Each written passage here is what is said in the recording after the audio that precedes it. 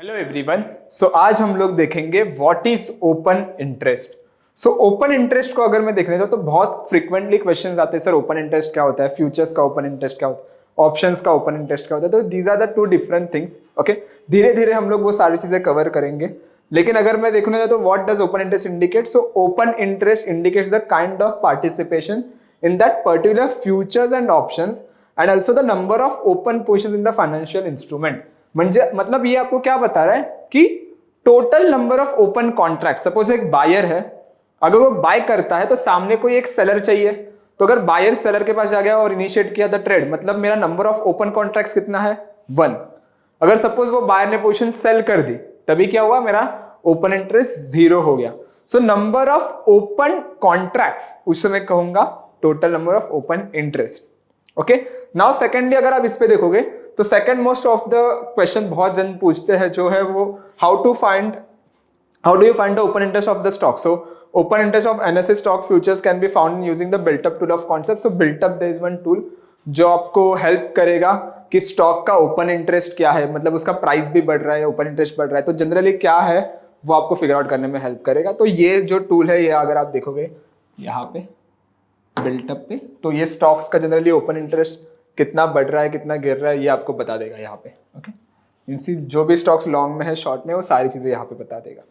Okay, second most asked question is what, second हो गया। अभी तीसरा क्वेश्चन देखते हैं, what is the difference between the open interest and the volume. हाँ, that's a good question.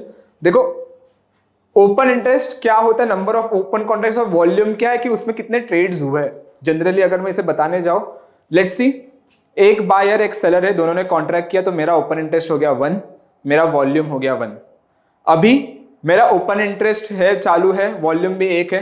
Now buyer और seller ने अपना ट्रेड स्क्वायर ऑफ किया, तो मेरा ओपन इंटरेस्ट 0 हो गया लेकिन मेरा वॉल्यूम 2 हो गया।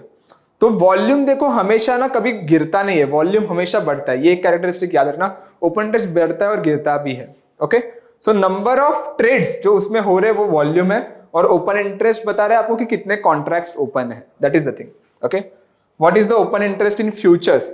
सो generally open interest is the number of unsettle और non close contracts in the futures market. मतलब जितने कॉन्ट्रैक्ट्स ओपन है, अगर बाय के जितने कॉन्ट्रैक्ट्स ओपन है that is the buying open interest. जो बायर के बेसिस पे कितना ओपन इंटरेस्ट क्रिएट हुआ है वो बताएगा।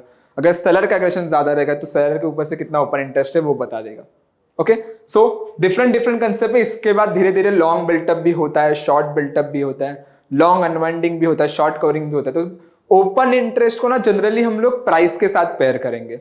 सिर्फ ओपन इंटरेस्ट देख के हमें पता नहीं चलता कि जनरली बाजार का डायरेक्शन क्या है, क्योंकि मुझे देखना पड़ेगा कि ओपन इंटरेस्ट के साथ प्राइस भी कैसे मोमेंटम दे रहा है, तो उसको हम लोग पेयर करेंगे तो वो निकल के आता है बिल्टअप कंसेप्ट। तो लॉन्ग बिल्टअप एक कंसेप्ट रहता है, शॉर्ट बिल्टअप एक कंसेप्ट रहता है, लॉन्ग अनवाइंडिंग एक कंसेप्ट रहती है, शॉर्ट कवरिंग कंसेप्ट रहती है। सो जब भी बाजार ऊपर जाता है और प्राइस ऊपर जाता है, मतलब प्राइस और ओपन इंटरेस्ट दोनों ऊपर जाता है, उसे हम लोग कंसिडर करते हैं as a long built up in a futures contract. Okay, दूसरी चीज, जब भी प्राइस और ओपन इंटरेस्ट दोनों नीचे गिरता है उसे हम लोग कंसिडर करते हैं as a long unwinding. Long unwinding का मतलब क्या? It's comes under the profit booking. तीसरा कंसेप्ट क्या है कि मेरा प्राइस नीचे गिरेगा लेकिन मेरा ओपन इंटरेस्ट बढ़ेगा, so that comes under the short built up. उसका मतलब है short built up. And the last one is what, मेरा प्राइस बढ़ेगा लेकिन ओपन इंटरेस्ट गिर रहा है, that comes under the short covering. तो जिन्होंने शॉर्ट किया वो कवर कहां पे कर रहे हैं ये आपको बताते हैं। सो ये एक सिंपल कंसेप्ट है इसमें ओपन इंटरेस्ट के बेस पे।